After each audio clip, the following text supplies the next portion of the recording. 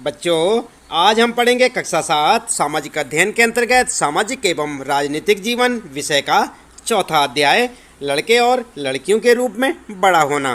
हम आपको बताएंगे बच्चों इस पाठ से संबंधित प्रश्नों के उत्तर। तो चलिए शुरू करते हैं। सबसे पहला प्रश्न है बच्चों, साथ में दिए गए कुछ कथनों पर विचार कीजिए और बताइए वे सत्य हैं या असत्य। अपने उत्तर के समर्थन में एक उदाहरण भी दीजिए।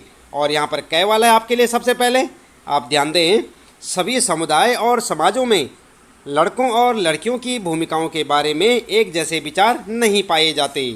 अगला है यहाँ पर कै वाला, हमारा समाज बढ़ते हुए लड़कों और लड़कियों में कोई भेद नहीं करता।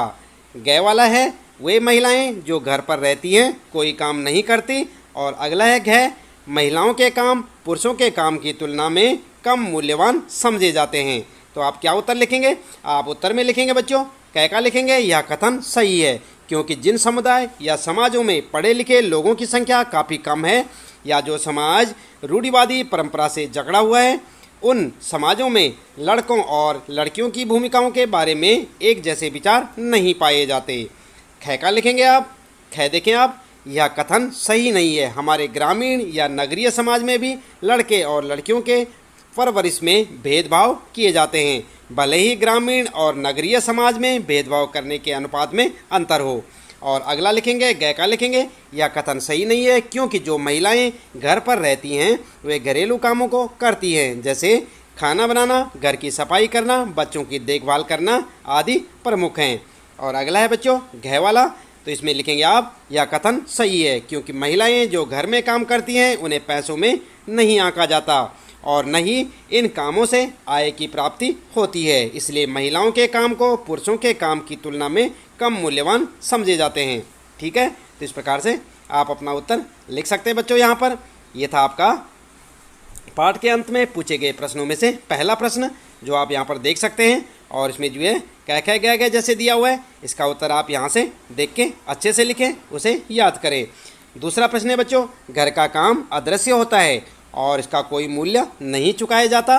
घर के काम शारीरिक रूप से थकान वाले होते हैं, घर के कामों में बहुत समय खप जाता है। अपने शब्दों में लिखिए कि अदृश्य होने, शारीरिक रूप से थकाने और समय खप जाने जैसे वाक्यांशों से आप क्या समझते हैं? अपने घर की महिलाओं के काम के आधार पर हर बात को एक एक उदाहरण से समझाइए।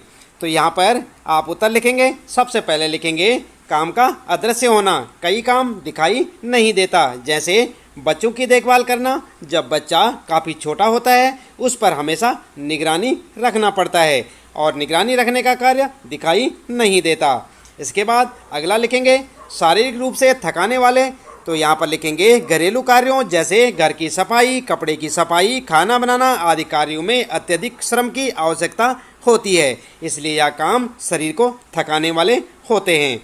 अगला लिखेंगे बच्चों समय खप जाने, और यहाँ पर लिखेंगे समय खप जाने से अभिप्राय है कि घर में छोटे छोटे इतने अधिक काम होते हैं जिन्हें करने में दिन का अधिकांश समय व्यतीत हो जाता है। कई बार घरों में नए नए काम बढ़ जाते हैं, जैसे कि मेहमानों के आने पर कार्यों का बढ़ना।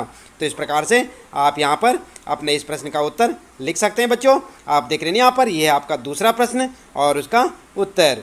इसके बाद अगला प्रश्न है बच्चों आपका तीसरा प्रश्न, ऐसे विशेष खिलौनों की सूची बनाइए जिनसे लड़के खेलते हैं और ऐसे विशेष खिलौनों की भी सूची बनाइए जिनसे केवल लड़कियां खेलती हैं। यदि दोनों सूचियों में कुछ अंतर है तो सोचिए और बताइए कि ऐसा क्यों है। सोचिए कि क्या इसका कुछ संबंध इस बात से है कि आगे चलकर वयस्क के रूप में बच्चों को क्या भूमिका निभानी होगी।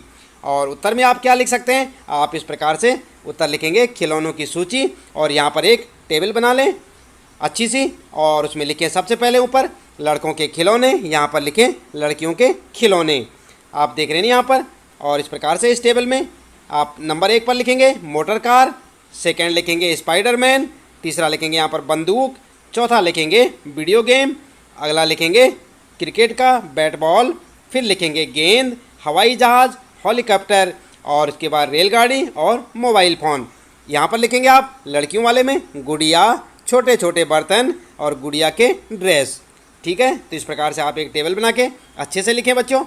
और इसके बाद आगे लिखेंगे आप, समाज में लड़के जब युवावस्था में पहुंचते हैं तो वे उन्हीं कामों को ज़्यादा पसंद करते हैं जिसे वे बचपन में खिलौने के रूप में खेला करते थे, जैसे सेना में भर्ती होना, पुलिस या पुलिस ऑफिसर बनना, गाड़ी चलाना आदि कार्यों को करना पसंद करते हैं। इसके विपरीत लड़कियां युवावस्था में किसी भी कार्य करने के साथ साथ घरेलू जिम्मेदारी अवश्य निभाती हैं। तो इस प्रकार से आप अपने इस प्रश्न का उत्तर लिख सकते हैं बच्चों। ये है आपका तीसरा प्रश्न और उसका उत्तर। अगला है बच्चों चौथा प्रश्न यहाँ पर, अगर आपके घर में या आसपास घर के कामों में मदद करने वाली कोई महिला है तो उनसे बात कीजिए और उनके बारे में थोड़ा और जानने की कोशिश कीजिए कि उनके घर में और कौन कौन हैं, वे क्या करते हैं, उनका घर कहाँ है, वे रोज़ कितने घंटे तक काम करती हैं, वे कितना कमा लेती हैं। इन सारे विवरणों को शामिल कर एक छोटी सी कहानी लिखिए। तो उत्तर आप क्या लिखेंगे? उत्तर आप ठीक इस प्रकार से लिखें बच्चों, हमारे पड़ोस में एक महिला घर के कामों में मदद करने के लिए आती है। उसका नाम राजेश्वरी है। उसके 5 बच्चे हैं। उसका पति सब्जी बेचने का काम करता है। उसके 5 बच्चों में 3 लड़के और 2 लड़कियां हैं। उसके पति का नाम सोमेश्वर है और राजेश्वरी का घर दिल्ली के उपनगर गोकुलपुरी के नाले पर स्थित झोपड़पट्टी में है। राजेश्वरी प्रतिदिन 16 घंटे काम करती है, जिसमें 8 घंटे अपने घर का काम करती है और 8 घंटे दूसरों के घरों पर काम करती है। 8 घंटे दूसरों के घरों में काम करने पर उसे 1800 रुपया मिलता है। उसका पति सब्जी बेचकर 3000 से 3500 तक कमा लेता है। तो इस प्रकार से आप अपने इस प्रश्न का उत्तर लिख सकते हैं बच्चों। आप ध्यान दें, यह है आपका चौथा प्रश्न और उसका उत्तर। चाहे तो आप इस प्रश्न के उत्तर को अपने हिसाब से भी लिख सकते हैं।